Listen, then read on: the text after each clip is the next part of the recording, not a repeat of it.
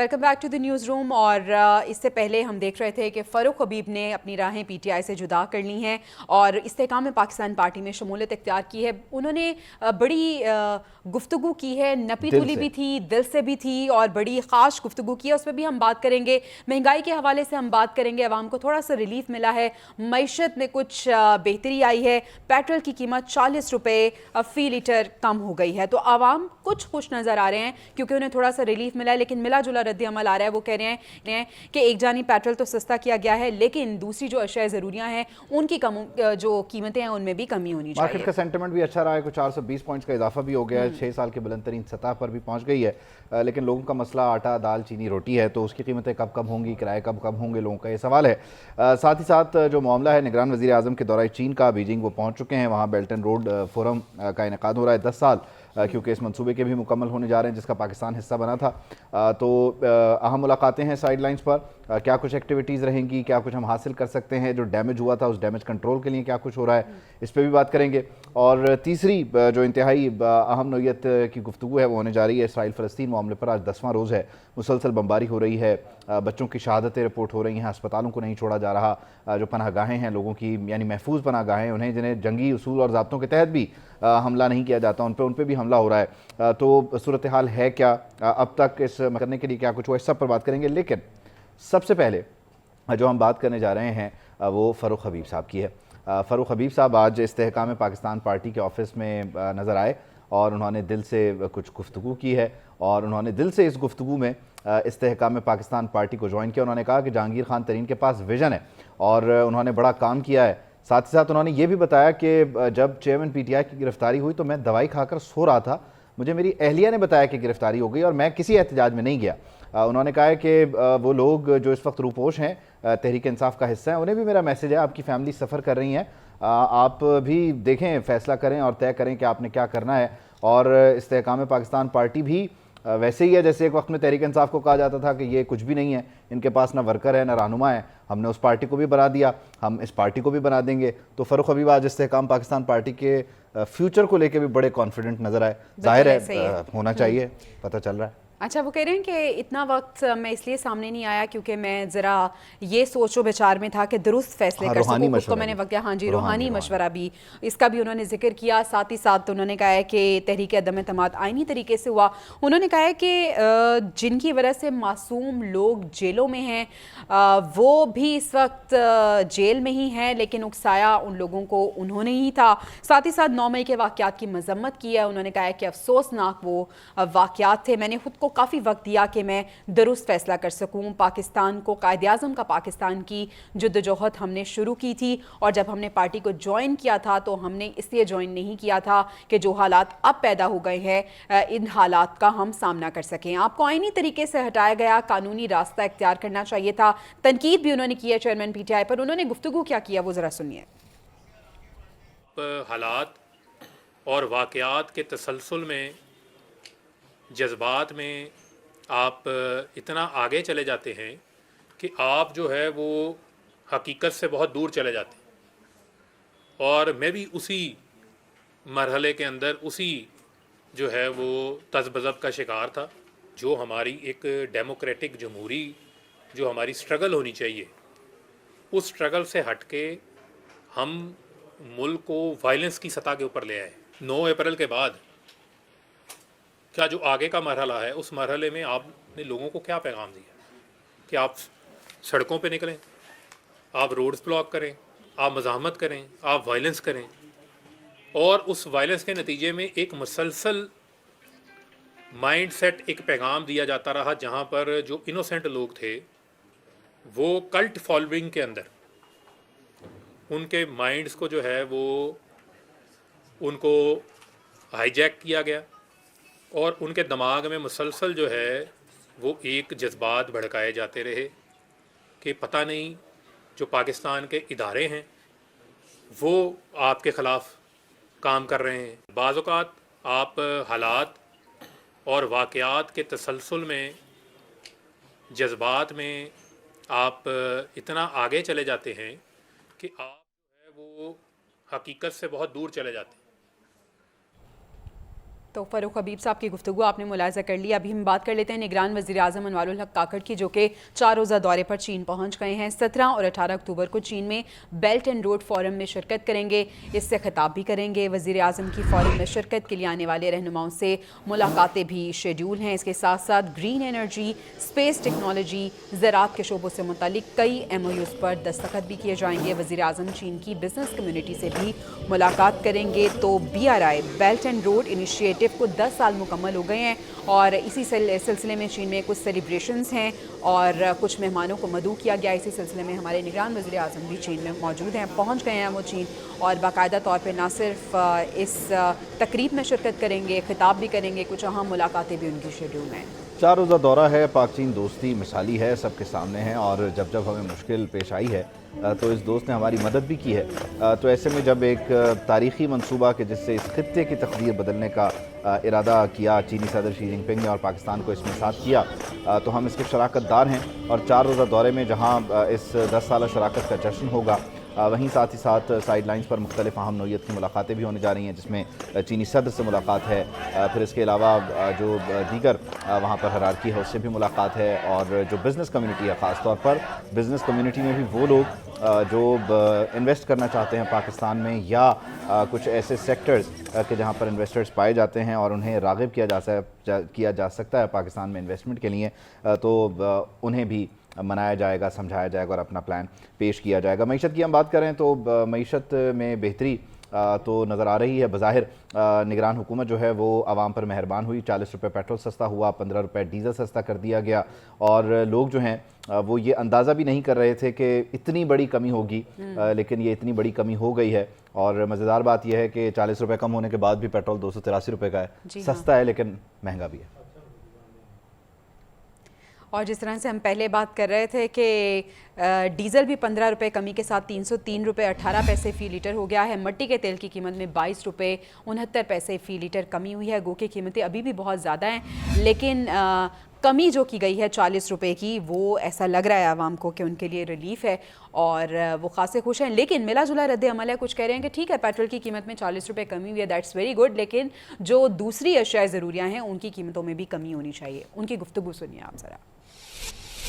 हर चीज़ सस्ती हो जाएगी और ज़्यादा खुशी हो जाएगी और खुशहाली आएगी। जिस बंदे की 700 दिहाड़ी हो वो 300 का पेट्रोल डलवाएगा, पीछे 400, बच्चों को क्या करेगा। जो एक रिलीफ है ये आटे में नमक के बराबर है। ये फ़ायदा थी आवाम का, 40 रुपये पेट्रोल सस्ता थी, आवाम को सहूलत मिल सी। फर्क पड़ेगा, लेकिन गवर्नमेंट को आटा कम नहीं हुआ, तेल कम नहीं हुआ, जो रोजमर्रा की चीजें उन पर कोई भी फर्क नहीं पड़ा है। आवाम पे ऊपर अभी कुछ फर्क नहीं पड़ेगा, अभी बहुत सारी चीज़ें करनी बाकी है। सिर्फ 40 रुपये कम करने से कोई इतना मसला नहीं हल होता। वैसे इतनी महंगाई हुई भी है, कम से कम पेट्रोल तो सस्ता है, रोजमर्रा के लिए इस्तेमाल होता है। इतने सारे लोग बाइक पे जाते हैं, गाड़ियों में जाते हैं, रोजमर्रा के इस्तेमाल है, इससे बहुत इफेक्ट पड़ता है लोगों की रोजमर्रा जिंदगी को। निगरान हुकूमत जो कि आवाम पे मेहरबान नज़र आ रही है, लेकिन इस हुकूमत ने कितनी बार पेट्रोल महंगा किया, कितनी बार सस्ता किया, ये आपको बताते हैं। पेट्रोल की कीमत 3 बार निगरान हुकूमत की जानिब से बढ़ाई गई। पहला पेट्रोल बम 15 अगस्त को गिराया गया, कीमत में 17 रुपये 50 पैसे का इजाफा किया गया।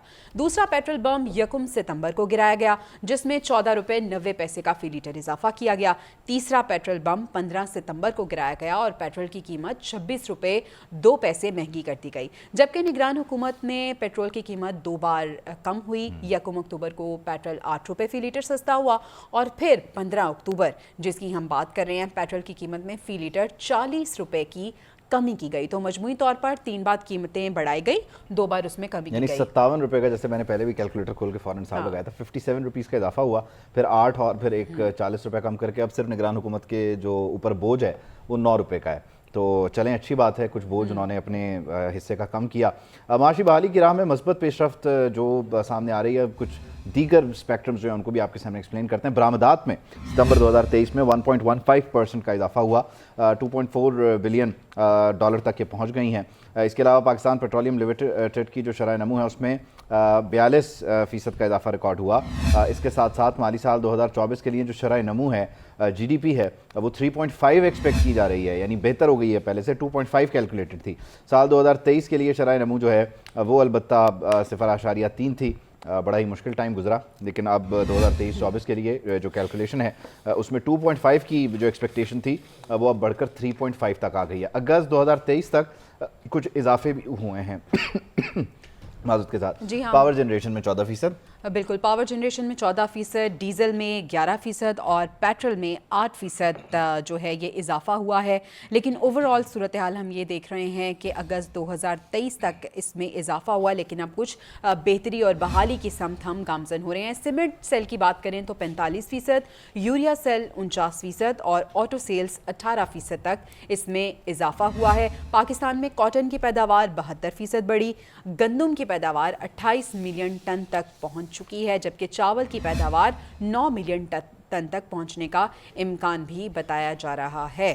तो मईशत की हम बात कर रहे हैं, मईशत में बहाली की हम बात कर रहे हैं, लेकिन चैलेंजेस जो हैं वो भी साथ साथ हैं। और किन चैलेंजेस का हमें सामना है उनकी अगर हम बात करें तो जो गैर मुल्की ज़र मुबादला के ज़खायर हैं इनमें इजाफे की ज़रूरत है। बरामदात अभी तक गैर इत्मीनान बख्श हैं। हमारी ज़्यादातर तवज्जो GSP प्लस स्टेटस पर मरकूज रही है, जबकि यूरोप के साथ बरामदात में इजाफा हुआ। दीगर ममालिक में जमूद का ये शिकार रही। तो जहाँ पे मईशत एक जानिब बेहतरी की जानिब गामजन है तो दूसरी जानिब जो हमारे संगीन चैलेंजेस हैं वो भी अपनी जगह पे मौजूद हैं और हमें उनको भी ओवरकम करना है अगर हम लॉन्ग रन में अपनी मईशत को बेहतर देखना चाहते हैं। खैर एक बुरी खबर भी है, देखें सारी अच्छी खबरें नहीं होती, खबरें कुछ बुरी भी होती हैं। आवाम पर एक गैस बम गिराने की तैयारी है, फैसला कर लिया गया है।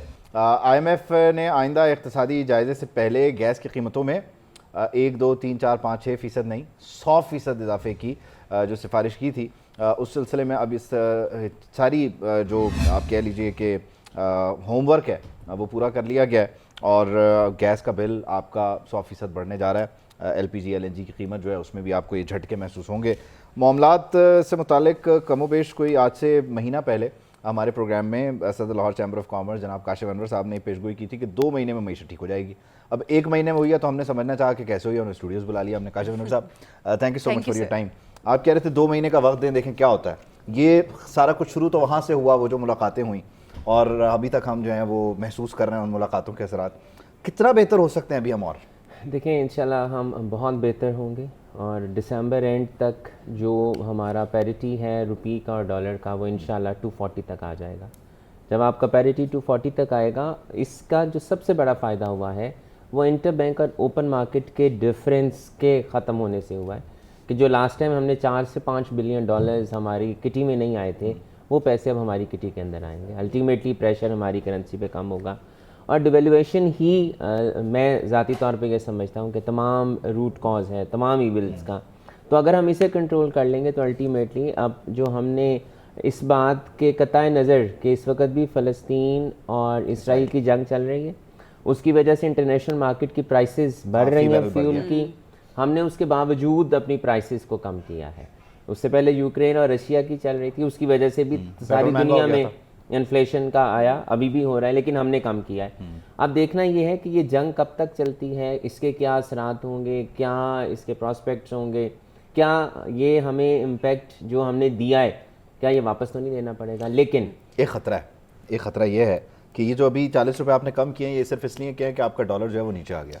अब आपने जो इजाफा करना है वो सिर्फ इसलिए करना है कि आलमी मार्केट में तेल की कीमतें ऊपर जा रही हैं। $91 फी बैरल पे इस वक्त चल रही है, 95-97 एक्सपेक्टेड है, तो बिल्कुल गई भैंस पानी में। देखें बात ये है, जब न्यूटन का एक लॉ है other factors remaining the same, अब अदर फैक्टर्स को आप ठीक रखें ना। अब ये तो मैं नहीं समझता, देखें मैं यहाँ गवर्नमेंट को डिफेंड नहीं कर रहा, लेकिन ये हमारे ना आपके इख्तियार में है ना मेरे इख्तियार में है, लेकिन they tried their level best. देखें हमें इस बात को भी अप्रिशिएट करना चाहिए कि आपके सोने की कीमत नीचे आ गई, आपके सरिये की कीमत नीचे आ गई, आपके सीमेंट की कीमत नीचे आ गई, जिसका सबसे बड़ा पॉजिटिव इम्पैक्ट ये है कि आपकी कंस्ट्रक्शन सेक्टर चलेगा। जब आपका कंस्ट्रक्शन चलता है आपका रोज़गार पैदा होता है, जब आपका रोज़गार पैदा होता है कंस्ट्रक्शन चलता है, आपकी इंडस्ट्री चलती है और अल्टीमेटली ये सिर्फ जो इम्पैक्ट है ये फ्यूल तक ही नहीं रहेगा, ये आपकी बिजली की प्राइसेस को भी इन्हें कम करना पड़ेगा। अच्छा, लेकिन गैस की प्राइसेस तो इंक्रीज होने जा रही हैं। आप बिल्कुल ठीक कह रही हैं। देखें हमें इस बात को भी समझना चाहिए कि हम IMF के एग्रीमेंट में हैं, हम कहाँ डिफ़ॉल्ट होने के लिए जा रहे थे, कहाँ हमारे जो इश्यूज थे वो प्रीवियस प्राइम मिनिस्टर ने उसको कैसे टैकल किया और हम उस क्राइसिस से बाहर आए। अगर खुदा ना खास्ता 11th आवर पे हमारा ये फैसला ना होता तो हम बहुत बुरी जगह पे इस वक्त खड़े होते। तो उम्मीद करनी चाहिए कि अगर हमारी ये प्राइसेस अगर इस वक्त बढ़ भी रही हैं और आवाम ने حکومت کا ساتھ دیا ہے, اسٹیٹ کا ساتھ دیا ہے, وہ تمام پریشرز لیے ہیں جو انفلیشن کے انہوں نے فیس کیے ہیں, اور اب سینٹیمنٹ بھی بدلا, 6 سال کی بلند ترین سطح پہ اسٹاک مارکیٹ بھی چلی گئی ہے. میں آپ سے پوچھنا ہی چاہ رہا ہوں کہ ایز آف ڈوئنگ بزنس تو آپ لوگ پہلے بھی محسوس کر رہے تھے, جو لوکل انویسٹرز اور بزنس مین ہیں, بزنس کمیونٹی ہے, کیا یہ جو پازیٹیو سینٹیمنٹ ہے یہ باہر والوں کو بھی راضی کرنے کے لیے کافی ہے یا ابھی تھوڑا سا اور پش کرنا ہے؟ نہیں, we have to work a lot. ہمیں سب سے پہلے تو میں چیف منسٹر صاحب کو بھی اپریشیٹ کرنا چاہوں گا کہ پچھلے 1 مہینے کے اندر میری ان سے 3 میٹنگز ہوئی ہیں ون ونڈو آپریشن کے تحت. وہ یہ چاہتے ہیں کہ بتائیں کہ ہم ایگزسٹنگ اور نیو انڈسٹری کے لیے ون ونڈو آپریشن کے تحت کیسے آسانیاں دے سکتے ہیں. تو میں یہ بھی بتانا چاہوں گا کہ میں نے اس میٹنگ میں یہ پرپوز کیا کہ فیڈمک, چاہے اس طرح سے وہ ایکٹیولی کام نہیں کر رہا, فیڈمک کے پاس سسٹم ہے ون ونڈو آپریشن کا, آپ اسی کو ایگزسٹنگ انڈسٹری کے لیے امپلیمنٹ کر دیں, ہمارا بہت سا کام آسان ہو جائے گا. تو میں صرف بتانا یہ چاہ رہا ہوں کہ چیف منسٹر صاحب, ایس ایم تنویر صاحب ہمارے منسٹر انڈسٹریز, وہ چاہ رہے ہیں, تمام بیوروکریسی بھی چاہ رہی ہے کہ اس پہ کام کیا جائے. کاشف صاحب, آپ کو لگتا ہے کہ جو کیئر ٹیکر سیٹ اپ ہے از ڈوئنگ گڈ, اپنی جگہ پہ رہ کے محدود اپنے جو ان کے پاس کرائٹیریا ہے؟ نہیں, یہ سوال بہت اچھا ہے, کیونکہ میں اس سوال کا جواب اور ریکویسٹ تو chief of the army staff کو بھی کر چکا ہوں کہ جب تک چارٹر آف اکانومی سائن نہیں ہوتی, اور میں میاں صاحب کے آنے کو بھی اس بات سے, کیونکہ مجھ سے انٹرویوز میں پوچھا گیا تو میں نے کہا جی میاں صاحب کا آنا بہت خوش آئند ہے, لیکن اس کو کنڈیشن اس طرح سے کیا جانا چاہیے کہ میاں صاحب تمام لیڈرز کو ایک پیج پہ بٹھائیں اور چارٹر آف اکانومی سائن کرائیں اور اس کے بعد الیکشنز کی طرف جائیں. تو اٹ از ویری امپورٹنٹ, جب تک چارٹر آف اکانومی سائن نہیں ہوگا ہمارا ملک ترقی نہیں کر سکتا. پہلے معیشت, پھر سیاست, اور پھر الیکشنز. نہیں, مجھے یہ بتائیں کہ یہ چارٹر آف اکانومی کی طرف ہی تو نہیں ہے ہم, مجموعی طور پہ اکانومی ٹیک اوور ہو گئی, اکانومی سنبھل گئی. آپ نہیں, یہ تو ہم نے صرف آرٹیفیشل, میں دیکھیں ویری کلیئرلی میں اس کو آرٹیفیشل لفظ میں نے شبر زیدی صاحب کے سامنے استعمال کیا, وہ ناراض ہو گئے. نہیں, میں اس کو میک اپ کہوں گا کہ آپ نے میک اپ اچھا کیا ہے. میں آرٹیفیشلی شاید, دیکھیں ہم نے امپیکٹس دیے ہیں جو اکنامک ہیں, اور یہ امپیکٹ ہم نے اس لیے دیا ہے کہ آپ کی جو ویلیو ہے وہ اسٹرانگ ہوئی ہے روپی کی, تو وہ امپیکٹ آپ نے پاس آن کیا. اگر خدا نہ خواستہ اس وقت آپ کا روپیہ 300 سے جو ایکسپیکٹڈ تھا کہ 350 پہ جا رہا ہے, تو یہ پرائسز بڑھ رہی ہوتی. اب یہ 278 پہ آ گیا ہے تو پرائسز کم ہو رہی ہیں. اب کل کو یہ 240 پہ انشاءاللہ ہوگا, اور دسمبر اس سال دسمبر اینڈ سے پہلے 240 پہ ہوگا انشاءاللہ, تو یہ پرائسز اور ریڈیوس ہوں گی, تو الٹیمیٹلی آپ کو بینیفٹس ملیں گے. اچھا, اس میں کیونکہ ہم ابھی بیٹھے ہیں اور آپ کی موجودگی میں ہم نے وہ خبر بھی دی کہ وزیر اعظم چین بھی پہنچ گئے ہیں, تو چلیں let's talk about it as well. CPEC سب کے سامنے ہے, ہمارا ایک بڑا زبردست پروجیکٹ ہے اور ہم اس سے چیزوں کو چینج کرنے کا ارادہ رکھتے تھے. تھوڑا ڈیمیج ہوا لیکن کنٹرولڈ. اب کیا رہ گیا ہے, کیا پروپوز کیا جا سکتا ہے, کس طرف لایا جا سکتا ہے معاملات کو, کہ اس طرف بھی توجہ دیجیے؟ دیکھیں, سب سے بڑی بات تو یہ ہے کہ ہم بار بار کیا کہتے ہیں کہ آپ کے ملک کے اندر FDI آنا چاہیے. FDI, اب ہمارا چین سے بہتر دوست ملک تو کوئی بھی نہیں ہے جس نے ہر مشکل وقت میں ہمارا ساتھ دیا ہے, اور ہمیں اس روٹ کو دیکھیں, انویسٹمنٹ بھی وہ کر رہا ہے, انفراسٹرکچر ہمارے ملک میں بن رہی ہے. میرا سوال تو یہ ہے کہ کیا اس انفراسٹرکچر سے ہماری لوکلز کو فائدہ نہیں ہوگا؟ بالکل فائدہ ہوگا. میرا صرف ایک جگہ پہ ریزرویشن آتا ہے کہ ہماری لوکل انڈسٹری کو ہرٹ نہیں ہونا چاہیے. اگر لوکل انڈسٹری ہرٹ ہوگی تو پھر وہ کچھ ایشوز ہوں گے. ہماری پہلے ہی انڈسٹری زب و حالی کا شکار ہے. لیکن سی پیک آپ کی انویسٹمنٹ آتی ہے, جب چائنا آپ کے ملک کے اندر انویسٹمنٹ کرے گا, انفراسٹرکچر بنائے گا, تو باقی ممالک بھی آپ کے ملک کے اندر الٹیمیٹلی انویسٹمنٹ کریں گے, آپ کے ریزروز بڑھیں گے. پھر وہی بات ہے, story is the same, economics تو وہی ہے. جب آپ کے ملک کے اندر انفراسٹرکچر ہوگا, آپ کی کٹی کے اندر پیسے آئیں گے, آپ کی انڈسٹری لگے گی, آپ کا روزگار ہوگا, آپ کی چیزیں سستی ہوں گی. جب بھی آتے ہیں بڑی پازیٹیوٹی باتیں کرتے ہیں, میں اس میں پھر بھی کچھ نہ کچھ کاؤنٹر کویشچن کرنے کی کوشش کروں گا. اس ساری صورتحال میں مجھے یہ سمجھائیں کہ مجموعی طور پر آپ نہیں سمجھتے کہ ہمیں اس فارمولا پہ بھی کام کرنا چاہیے کہ ہمارے ہاں سے چیزیں انیشیٹ ہوں, جنریٹ ہوں, اور ہم لیڈ کریں, نہ کہ یہ کہ ہم پراکسیز ہوں, یعنی چائنا کا مال یہاں کے اسمبل ہو کے ہم بیچے نہیں, ہم بنانا بھی شروع کریں. ڈو یو تھنک کہ اس پہ کام ہو رہا ہے یا ہونا چاہیے؟ اس کا بھی فائدہ یہ ہے کہ کرنٹلی بھی ہمارے JVs ہو رہے ہیں چائنیز کاؤنٹر پارٹس کے ساتھ, وہ آپ کے ملک کے اندر اپنی نئی ٹیکنالوجی لا رہے ہیں. ہم بار بار کیا کہتے ہیں کہ نئی ٹیکنالوجی کا آنا چاہیے ہمارے یہاں پر. اگر ہم جب تک بہتری نہیں کریں گے, آپ کی جب تک ویلیو ایڈیشن نہیں ہوگی, تب تک ہماری ایکسپورٹس نہیں بڑھیں گی. لیکن اس بات کو ہمیں سمجھنا چاہیے, ہماری ایکسپورٹس تب تک نہیں بڑھ سکیں گی جب تک ہماری چیپ انرجی نہیں ہوگی, اور چیپ انرجی ہائیڈل سے آئے گی.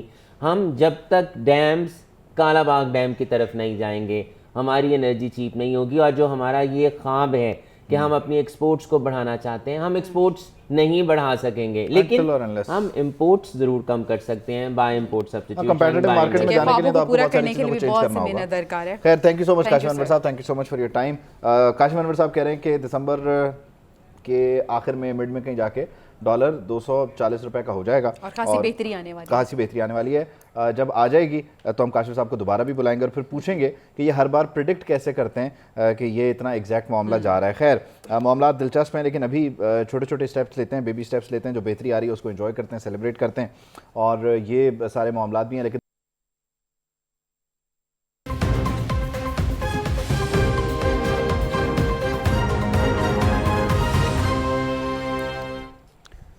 Welcome back to the newsroom. اور ابھی ہم آپ کو بتاتے ہیں کہ عمان کی جو رائل آرمی کے کمانڈر ہیں میجر جنرل مطر بن سالم بن راشد البلوچی, ان کی army chief general Asim Munir سے ملاقات ہوئی ہے. ISPR یہ بتا رہا ہے کہ باہمی دلچسپی کے امور پر اس ملاقات میں تبادلہ خیال کیا گیا ہے. مہمان نے دہشت گردی کے خلاف جنگ میں پاک فوج کی کامیابیوں اور علاقائی امن و استحکام کے لیے جاری کوششوں کو سراہا ہے, جبکہ پاک فوج کے چاق چوبند دستے نے معزز مہمان کو گارڈ آف آنر بھی پیش کیا ہے. تو یہ ایک اہم ملاقات ہوئی ہے اور اس ملاقات میں باہمی دلچسپی کے امور پر تبادلہ خیال بھی کیا گیا ہے.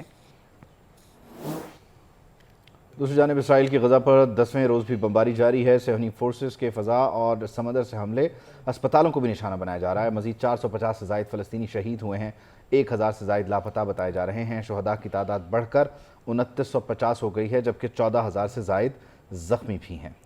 جی ہاں, اور اس کے ساتھ ساتھ بمباری سے بچنے کے لیے 17 لاکھ لوگوں کا فلسطینیوں نے گھر بھی چھوڑ دیے ہیں. انخلا جس کا الٹیمیٹم دیا گیا تھا, اس کے بعد ہم دیکھ رہے ہیں کہ لاکھوں فلسطینی مجبوراً اپنا گھر چھوڑ رہے ہیں. اسرائیلی جنگ کے جنون میں پاگل ہو چکا ہے. عالمی جنگی قوانین کی دھجیاں اڑائی گئی ہیں. معصوم خواتین اور بچوں کو بھی نشانہ بنایا گیا ہے. حملوں میں 1000 سے زائد بچے اور 440 کے قریب خواتین شہید ہو گئی ہیں. غزہ کی 50,000 حاملہ خواتین اس وقت بے آسرا ہیں. مریضوں سے بھرے اسپتالوں میں ادویات ہیں, نہ ہی علاج معالجے کی سہولیات میسر ہیں. تو یہ اسرائیلی بربریت ہے. فلسطین میں فوری جنگ بندی کا اپنا مطالبہ ایک بار پھر سے دہرایا ہے. وزیر اعظم کا غزہ میں جاری تشدد اور جانی نقصان پر تشویش کا اظہار. انہوں نے بولا کہ ہم فلسطین کے مظلوم عوام کے ساتھ کھڑے ہیں. جی ہاں, اور اسرائیلی جارحیت عالمی قوانین کی خلاف ورزی کر رہی ہے. اقوام متحدہ اور عالمی برادری محصور غزہ تک فوری امدادی سامان کی نقل و حمل کے لیے محفوظ راستہ دینے کے لیے کارروائی کرے. وزیر خارجہ جلیل عباس جیلانی 18 اکتوبر کو OIC کے ہنگامی اجلاس میں شرکت بھی کریں گے. تو OIC کا ایک ہنگامی اجلاس بھی طلب کیا گیا ہے. اور ساتھ ہی ساتھ نواز شریف نے بھی اسرائیل کی جارحیت کو پوری انسانیت پر حملہ قرار دے دیا ہے. حکومت پاکستان سے مسئلہ فلسطین کے حق میں آواز اٹھانے کی اپیل کی ہے. ٹویٹر پیغام لکھا ہے اور کہا ہے کہ معصوم شہریوں کی شہادت انسانی ضمیر کے لیے بہت بڑا سوالیہ نشان ہے. مسئلہ فلسطین کے مستقل حل کے بغیر پائیدار امن ہمیشہ خطرے میں رہے گا. قائد مسلم لیگ نون کا فلسطینی عوام کے لیے خوراک, ادویات اور دیگر اشیاء ضروریہ کی فراہمی کے لیے اقدامات کا مطالبہ بھی سامنے آیا ہے. تو یہ پوری صورتحال ہے. جنگ کا آج 10واں روز ہے. اسی پہ بات کرنے کے لیے ہمارے ساتھ موجود ہیں جمیل احمد خان صاحب نے ہمیں جوائن کیا ہے. اس کے ساتھ ساتھ بریگیڈیئر ریٹائرڈ وقار خان صاحب نے بھی ہمیں جوائن کیا ہے. بہت شکریہ آپ دونوں کا. سب سے پہلے میں رک کر لیتی ہوں جمیل احمد صاحب کا. جمیل صاحب, ہم دیکھ رہے ہیں کہ اسرائیلی بربریت کا سلسلہ جاری ہے. ایک جانب ہم دیکھ رہے ہیں کہ جو امریکہ ہے سپر پاور کی حیثیت سے وہ اسرائیل کے ساتھ کھڑا ہے, اس کی پشت پہ کھڑا ہے. دوسری جانب ہم دیکھ رہے ہیں اسلامی ممالک کی جانب سے مذمت تو کی جا رہی ہے, لیکن کیا آپ کو لگتا ہے کہ صرف مذمت کافی ہوگی؟ کیا ایکشن لینے کی ضرورت ہے اس وقت؟ یہ سہمے یہ ڈرے ڈرے اسلامک ممالک کے حکمران ظاہر ہے یہ مذمت ہی کر سکتے ہیں. حالانکہ انٹرنیشنل قوانین میں بہت ساری پروویژن موجود ہیں اور جس میں کہ آپ سپورٹ کر سکتے ہیں. سب سے بڑا پروویژن جو OIC کا پلیٹ فارم ہے, جسے کہ اقوام متحدہ کے چارٹر کے چیپٹر 8 کے تحت وجود میں لایا گیا. اسی طرح نیٹو, اسی طرح باقی EU اور اسی طرح باقی جتنے بھی ریجنل آرگنائزیشنز ہیں, ان کو اقوام متحدہ کے چارٹر کی تقویت حاصل ہے, مضبوطی حاصل ہے. اور یہ تو سب سے بڑا پلیٹ فارم ہے AU کے بعد, افریقن یونین کے بعد.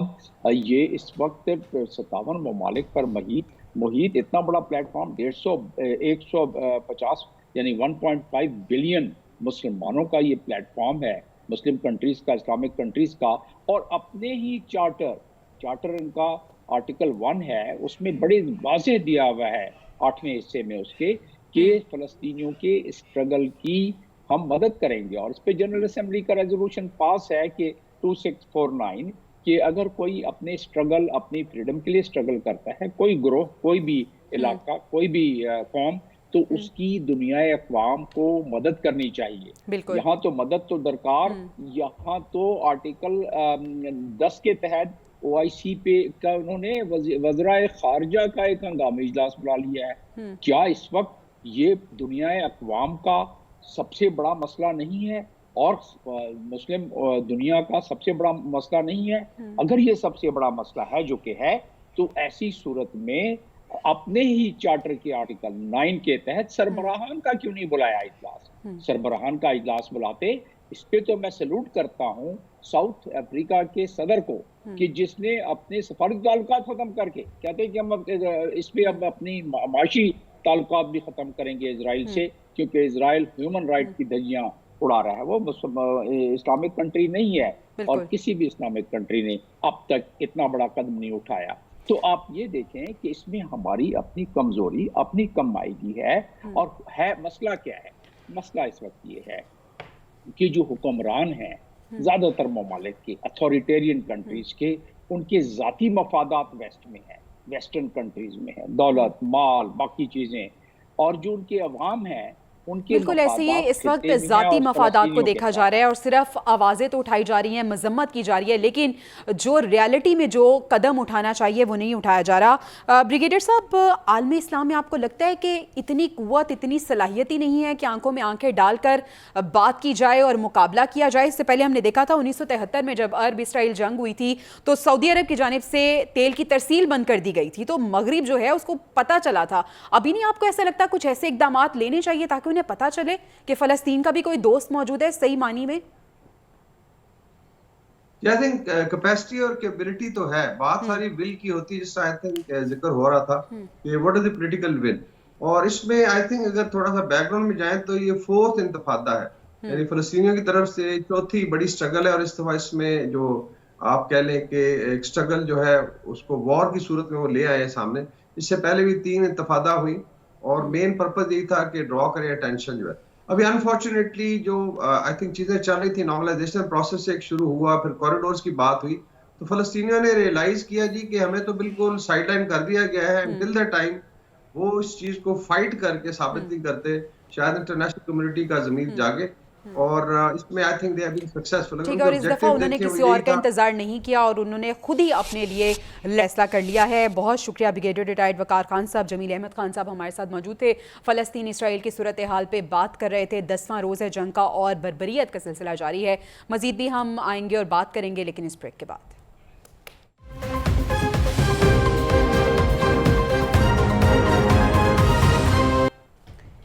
Welcome back to the newsroom. और अब हम खेल के मैदान का रुख करते हैं। आलमी कप का भारत के मुकाबले जारी हैं। श्रीलंका और ऑस्ट्रेलिया की टीमें भी आमने सामने हैं। आइलैंडर्स के 210 रन के ताक़ुब में ऑस्ट्रेलिया की बैटिंग इस वक्त जारी है। अगर हम वर्ल्ड कप की बात करें तो 14वां आज मैच है। श्रीलंका और ऑस्ट्रेलिया आमने सामने हैं। इससे पहले दोनों टीमें 2-2 मैचेस हार चुकी हैं। तीसरा मैच है इनका, तो लेट्स सी कि क्या सूरत हाल बनती है। देखते हैं। आज एक्सपेक्ट किया जा रहा था कि कल के अपसेट के बाद एक और अपसेट देखने को मिलेगा, लेकिन श्रीलंका ने बहुत जल्दी अपसेट कर दिया। 43.3 ओवर्स में 209 पर ऑल आउट हो गए। इसमें जो हाईएस्ट रन रहे वो परेरा के रहे 78 और निसांका ने जो है वो 61 रन बनाए। इसके अलावा बाकी कोई भी जो है वो असलंका के अलावा खातिर खा परफॉर्मेंस नहीं दे सका। अलबत्ता इस वक्त ऑस्ट्रेलिया की बैटिंग जो है वो जारी है, 24 पर 2 हैं। कुछ बारिश की वजह से भी मैच मुतासर हुआ और अब दोबारा से मैच जारी है। कौमी क्रिकेट टीम भी इंडिया में एक मैच हारी है, 2 जीत चुकी है। अहमदाबाद से बेंगलुरु पहुंच गए हैं खिलाड़ी। आज आराम करेंगे, कल प्रैक्टिस होगी। ग्रीन शर्ट्स और ऑस्ट्रेलिया के दरमियान मैच 20 तारीख को होगा, जुमे के दिन। बिल्कुल, आज ऑस्ट्रेलिया और श्रीलंका के दरमियान मैच है और उसके बाद पाकिस्तान और ऑस्ट्रेलिया के दरमियान 20 तारीख को मैच होने जा रहा है। ये तो खेल के मैदान से खबरें थी। अभी खबर आपको दे देते हैं कि तेल की कीमतों में कमी के बाद वफाकी और सूबाई सतह पर बुनियादी अशिया की कीमतों में कमी लाई जाए। वज़ीर आज़म ने ये हिदायत कर दी है। ट्वीट में लिखा है कि कीमतों में कमी के असरात आवाम तक पहुँचाने के लिए तमाम तर कोशिशें की जाएँ। वज़ीर आज़म ने अपने अहकामात पर सख्ती से अमल दरामद की हिदायत भी कर दी है। तो एक जानिब हम देख रहे थे कि आवाम कह रही थी कि पेट्रोल में कमी की गई है, लेकिन आप दूसरी जो अशियाए ज़रूरियाँ हैं उनकी कीमतों में भी कमी करें। तो ऐसे में निगरान वज़ीर आज़म अनवारुल हक काकड़ साहब उन्होंने ट्वीट किया और कहा है कि जो दीगर अशियाए ज़रूरियाँ हैं उनकी कीमतों में भी कमी की जाए ताकि आवाम को फ़ायदा पहुंच सके। पेट्रोल की कीमत में 40 रुपए कमी हुई है और अब आवाम को इसके समरात मिलने चाहिए। निगरान वज़ीर आज़म ये कह रहे हैं कि यकीनी बनाया जाए। यकीनन है निगरान वज़ीर आज़म, लेकिन अंदाज़ निगरानों वाले नहीं हैं। आपसे मिलेंगे कल। अल्लाह हाफ़िज़। अल्लाह ने के बाद।